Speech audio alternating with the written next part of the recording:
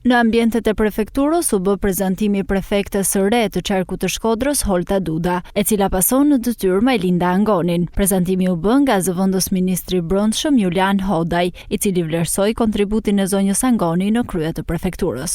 Me porositë e ministres Brendshme jam këtu për t'ju komunikuar vendimin numër 641 datë 5/11/2025 të Këshillit të Ministrave për lirimin dhe emërimin në detyrë të prefektit të qarkut të Shkodrës.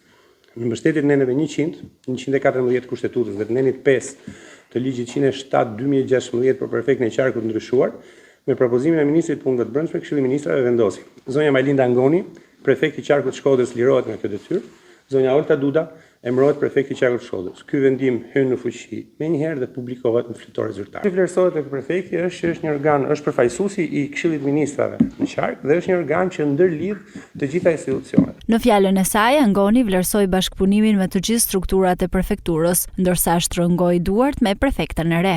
Faleminderit të gjithë bashkëpunëtorëve gjatë 5 viteve, kryetar bashkish, drejtori policisë, kryetari i qarkut, nën prefekt.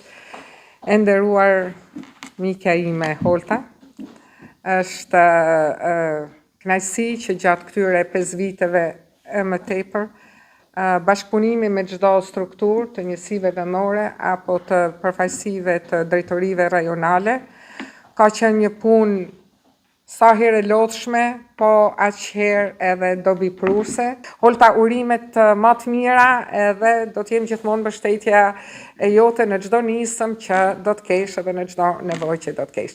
Ju falenderoj personalisht emër për emër të gjithëve për bashkëpunimin.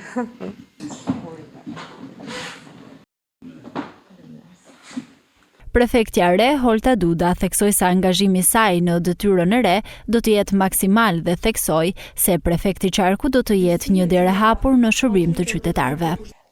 Sot e marr këtë detyrë, por ngarkohem me një përgjegjësi shumë të madhe. Një përgjegjësi e cila patjetër do të ketë përkushtimin tim të plot, edhe integritetin tim të plot, për të çuar përpara të gjitha punët e mira tashmë të nisura, të gjitha projektet që kanë nisë, por pse jo edhe për ta ngritur zërin fort për të vazhduar edhe projekte të tjera, të cilat të gjithëve së bashku, të gjithë skuadrën e institucionale, rajonale në Shkodër, të na drejtojë pikërisht drejt atij pikësynimit final të cilin ne e kemi. Majlinda Angoni ishte prej 5 vitesh në krye të prefekturës së qarkut të Shkodrës, duke u vlerësuar për punën e saj në terren dhe performancë të lartë në krye të shtabit të emergjencave civile për të gjithë qarkun Shkodër.